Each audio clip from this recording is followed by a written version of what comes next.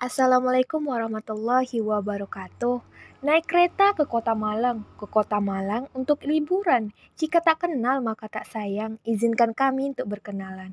Kami dari kelompok 4 membahas mengenai pilihan kata atau diksi dalam menulis karya ilmiah.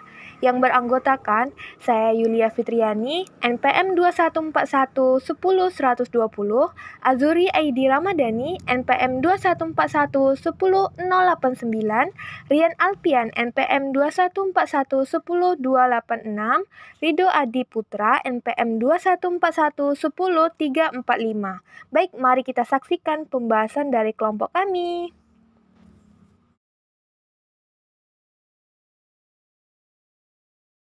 Assalamualaikum warahmatullahi wabarakatuh. Di sini saya akan melengkapi tugas kelompok yang mengenai tentang hakikat diksi.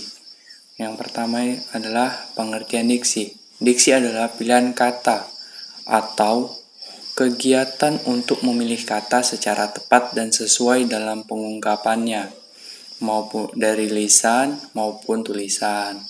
Ketepatan dan kesesuaian sangat penting dalam rangka mengekspresikan maksud dan tujuan. Diksi sangat menentukan gaya bahasa. Gaya bahasa ini ditentukan oleh ketepatan dan kesesuaian pilihan kata. Kata, kalimat, paragraf, atau wacana menjadi efektif jika diungkapkan dengan gaya bahasa yang tepat. Gaya bahasa mempengaruhi terbentuknya suasana, kejujuran, kesopanan, kemenarikan, tingkat keresmian, atau realita. Selain itu, pilihan dan kesesuaian kata yang didukung dengan tanda baca pula yang tepat dapat menimbulkan nada kebahasaan, yaitu sugesti yang terekspresi melalui rangkaian kata yang disertai penekanan maupun menghasilkan daya persuasi yang tinggi. Pemakaian diksi yang baik akan membantu pembicara dan pendengar dalam menyelesaikan masalah.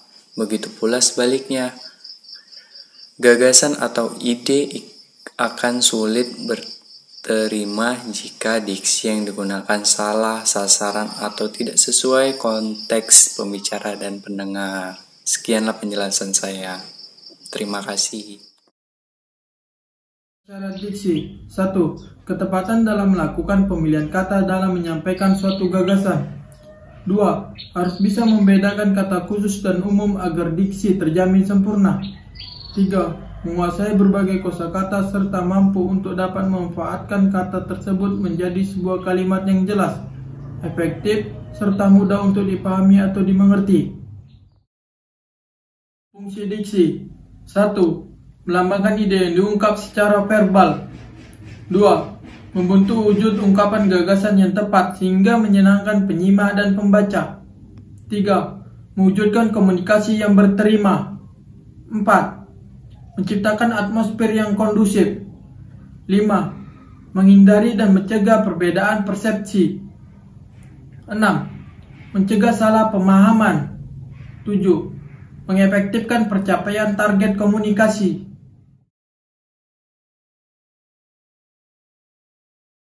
Baik, pembahasan selanjutnya mengenai pribahasa. Pribahasa adalah kelompok kata yang mempunyai susunan yang tepat dan mengandung aturan berperilaku, nasihat, prinsip hidup, perbandingan, atau perumpamaan. Pribahasa biasanya menggunakan kuasa untuk menggambarkan maksud tertentu. Jenis-jenis pribahasa. Pribahasa perumpamaan, yaitu pribahasa yang berisikan kata-kata ungkapan. Contoh, bagai pinang dibelah dua.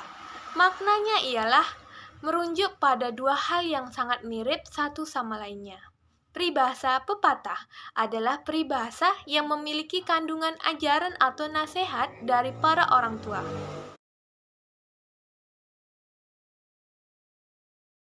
Selanjutnya mengenai idiom. Idiom adalah ungkapan khas yang tidak dapat dijelaskan secara logis atau gramatis, tapi menambah keindahan, pesona, dan daya tarik suatu bahasa. Idiom bisa berbentuk frasa atau kalimat yang mempunyai makna khusus atau makna baru dari kata dasar penyusunnya. Contoh idiom: Kambing hitam bermakna pihak yang dipersalahkan. Naik daun bermakna karirnya sedang menanjak. Kembang desa bermakna gadis tercantik. Mata keranjang dapat diartikan sebagai lelaki yang suka menggoda wanita, dan biang keladi orang yang menjadi sumber masalah. 1. Pengertian majas. Majas adalah pemanfaatan kekayaan bahasa, pemakaian ragam tertentu untuk memperoleh efek-efek tertentu yang membuat sebuah karya sastra semakin hidup. Keseluruhan ciri bahasa sekelompok penulis sastra dan ciri khas dalam menyampaikan pikiran dan perasaan, baik secara lisan maupun tertulis. Jenis-jenis majas. Baiklah, langsung saja saya akan menjelaskan. Yang pertama itu adalah ironi. Ironi merupakan majas sindiran yang umumnya menggunakan kata kiasan dengan makna yang bertentangan dengan keadaan sebenarnya. Kemudian yang kedua itu ada sinisme. Sinisme termasuk majas sindiran yang digunakan untuk berkomunikasi, tetapi dia sindiran secara langsung kepada orang lain. Kemudian yang ketiga adalah sarkasme. Majas sindiran yang satu ini menggunakan kata-kata berkonotasi kasar untuk memberikan sindiran kepada orang lain. Ada kemudian D, majas pertentangan. Majas pertentangan biasanya digunakan untuk menunjukkan maksud tertentu melalui kata-kata kiasan yang berlawanan arti. Kemudian ada litotes. Litotes termasuk majas bertentangan yang umumnya menggunakan ungkapan merendahkan diri, atau padahal waktu kenyataan yang terjadi justru sebaliknya. Kemudian F, paradoks. Paradoks merupakan majas pertentangan yang biasanya membandingkan situasi sebenarnya dengan situasi sebaliknya yang saling bertentangan. Kemudian ada G, antitesis. Antitesis termasuk satu di antara majas pertentangan. Majas antitetis biasanya memadukan pasangan kata yang memiliki arti bertentangan. Kemudian ada H, kontradiksi. Interminus. Majas kontradiksi interminus digunakan untuk menyangkal pernyataan yang disebut sebelumnya. Biasanya menggunakan majas ini disertai dengan konjungsi seperti hanya saja atau kecuali. Kemudian I, majas penegasan. Majas penegasan merupakan gaya bahasa yang digunakan untuk menyatakan sesuatu secara tegas guna meningkatkan pemahaman serta kesan kepada pembaca atau pendengar. J, pleonasme. Pleonasme merupakan gaya bahasa yang menggunakan kata-kata dengan makna sama, terkesan tidak efektif, tetapi disengaja untuk menegaskan sesuatu. K, repetisi. Repetisi merupakan gaya bahasa yang mengulang kata-kata dalam suatu kalimat. I, retorik. Retorik merupakan gaya bahasa dalam bentuk kalimat tanya, tetapi sebenarnya tidak perlu dijawab. Majas ini biasanya dipakai untuk penegasan sekaligus sindiran. M, klimaks. Klimaks merupakan gaya bahasa yang menjelaskan lebih dari dua hal secara berurutan, di mana tingkatannya makin lama makin tinggi. N, antiklimaks. Antiklimaks merupakan gaya bahasa yang menjelaskan lebih dan tingkatan tertinggi ke tingkatan rendah. O, contoh. Setiap hari Senin, mulai staf dan karyawan rutin melaksanakan upacara bendera. P, paralisme.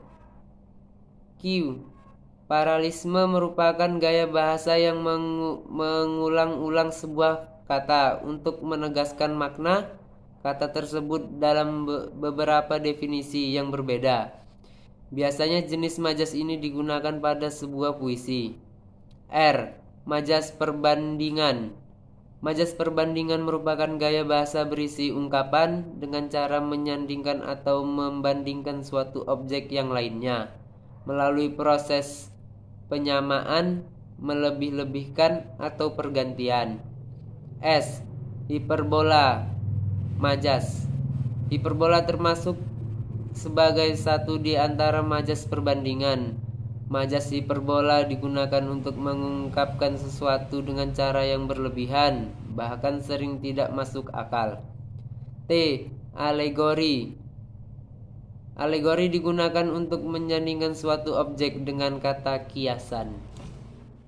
Pisau diasah buat bertani, bawa ke ladang naik pedati. Selesai sudah pembahasan kami, semoga bisa memberi arti.